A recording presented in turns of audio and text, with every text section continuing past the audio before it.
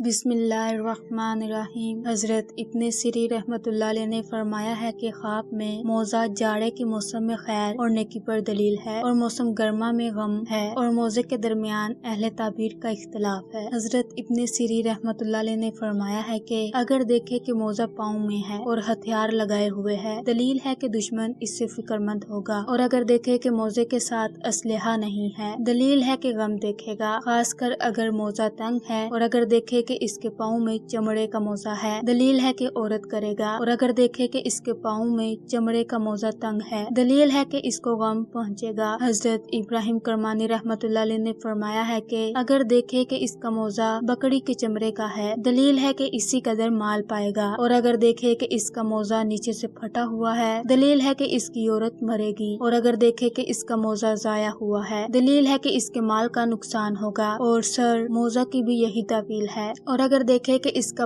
موزہ پاؤں سے نکلا ہے، دلیل ہے کہ شادی اور خوشی پائے گا، اور اگر قیدی ہوگا تو خلاصی پائے گا، اور اگر دیکھے کہ اس کا موزہ جلا ہے، دلیل ہے کہ اس کی عورت مرے گی۔ حضرت جابر مغربی رحمۃ اللہ علیہ نے فرمایا ہے کہ اگر دیکھے کہ اس کا موزہ گھر سے باہر گرا ہے، دلیل ہے کہ وہ عورت کو طلاق دے گا، اور اگر دیکھے کہ اس نے بیگانے آدمی کو موزہ دیا ہے یا فروخت کیا ہے، دلیل ہے کہ اس کی عورت مرے گی، اور اگر دیکھے کہ اس کا موزہ لوگوں نے پھاڑا ہے، دلیل ہے کہ اس کی عورت مرے گی، اور اگر دیکھے کہ اس کا موزہ چوری ہوا ہے، دلیل ہے کہ جوان آدمی اس کے عیال کا قصد کریں گے۔ حضرت جعفر صادق رحمۃ اللہ علیہ نے فرمایا ہے کہ خواب میں موزہ اگر نرم ہے اور پاؤں کو دکھ نہیں دیتا ہے تو اس کا دیکھنا 7 بجے پر ہے۔ پہلا عورت، دوسرا خادم، تیسرا کنیز، چوتھا قوت، پانچواں عیش، چھٹا فتح پانا، ساتواں خیر و منفت پانا۔ اپنے خواب کی تعبیر کو جاننے کے لیے ہمارے چینل کو سبسکرائب کر لیجئے۔ شکریہ۔